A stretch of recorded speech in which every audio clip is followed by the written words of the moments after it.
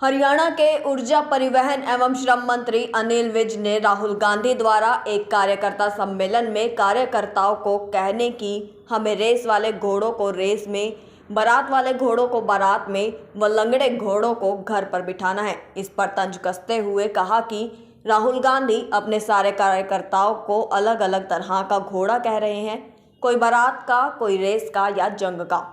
उन्होंने कहा कि राहुल गांधी अपनी भी क्वालिटी बताए कि ये बारात के घोड़े हैं, लंगड़े घोड़े हैं या जंगी घोड़े हैं। नहीं, राहुल गांधी जी अगर अपने सारे कार्यकर्ताओं को घोड़ा कह रहे हैं, अलग अलग वैरायटी का, कोई बारात का, कोई रेस का, कोई जंग का, तो फिर अपनी भी क्वालिटी बताएं कि ये कौन से घोड़े हैं, ये बारात के हैं, लंगड़े घोड़े हैं या जंगी घोड़े हैं।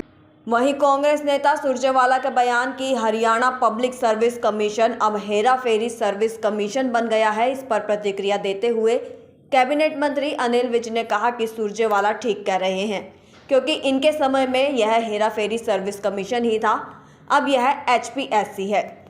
नहीं, सुरजेवाला जी बिल्कुल ठीक कह रहे हैं, क्योंकि इनके टाइम में ये हेरा फेरी सर्विस कमीशन ही था, अब ये HPSC कमीशन है। संजय राउत के बयान की विशेष सत्र बुलाने के लिए हमें क्या अमेरिकी राष्ट्रपति ट्रंप के पास जाना पड़ेगा? इस पर कैबिनेट मंत्री अनिल विज ने कहा कि संजय राउत को देश के संविधान का ज्ञान नहीं है। पहले सत्र बुलाए जाते थे तो क्या किसी विदेशी ताकत के कहने पर बुलाए जाते थे? इनकी भी सरकारें रही हैं, सत्र बुलाने की तय प्रक्रिया होती है। अब इनके दिलो दिमाग में ट्रंप ऐसे छा गए हैं जैसे ट्रंप के कहने से यह उठते हैं, ट्रंप के कहने से यह नहाते हैं, व ट्रंप के कहने से यह खाते हैं।